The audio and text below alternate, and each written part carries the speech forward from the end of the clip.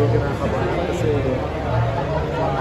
sa pinaka-injury ko, pero yun nga, may mga activity na parang naiilang pa. Pero hopefully this coming yung mga last quarter nung taon na to, medyo gumanda na yung takbo ko. Pero maganda yung recovery, yun lang yung masasabi ko. Tsaka even yung doctor namin and yung mga PT namin, sabi nila na mabilis yung healing ng Sabi mo last quarter, so hindi ka pa maglalaro sa conference? Hindi ko masasabi, pero I'm trying. Yun din yung goal namin. And mas gusto kasi nila na 100% ako nang bumalik. Hindi yung kagaya na parang injury na parang nandiyan ka nga pero hindi 100%. Dito sa workout, ano yung napapagawa sa'yo? Marami pero hindi ko akalain na ganun pala ka-intensive yung kapag may major injury ka na mga workout. Kasi yun nga, it's my first time na surgery. Pero I'm okay naman. I think makakabalik ako 100%. And yun nga, mas firming na alam kong hindi pa tapos yung career ko. Ito, lumakas din kayo sabi mo din sa mga movements na ginawa niyo. Maganda kasi maraming free agent na kinuha si coach na pwedeng makatulong sa amin, especially on defense. Kasi yun naman yung number one goal namin is to play defense. Manalo ng goals. And then mag-add ng another year kasi para makatulong kay Poya tsaka kay Kerry. And I think si Henry, after nung rookie during training camp namin, ganda na mga pinapakita niya. Hopefully madala niya. This week, marami yung bago, pero gano'n kalaking tulong sa inyo na medyo bumata, bumaba tayo sa team.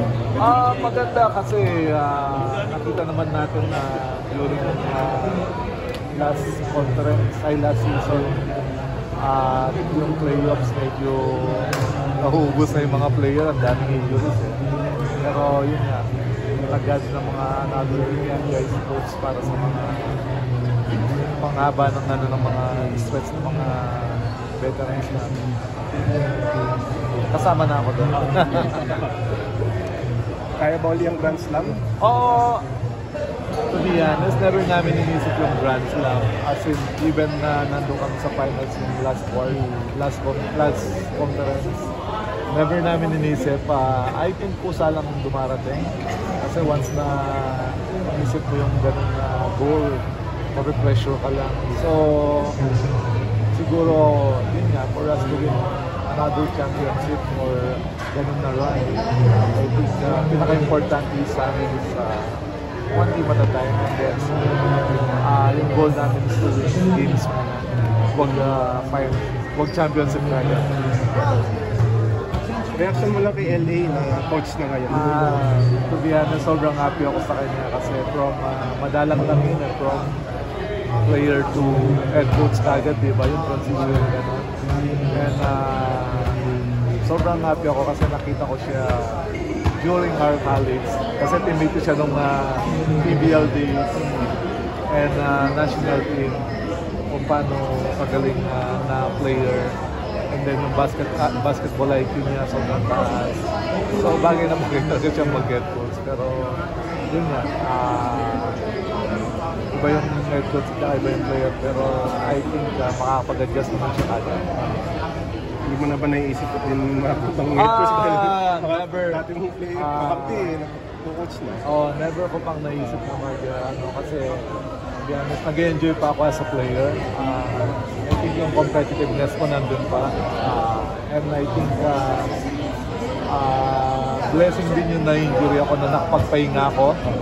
Kaya para makaka-recover kasi maramdaman ko rin yung eagerness na bumalik. Siguro yun din yung isa sa mga iniisip ko na naging best.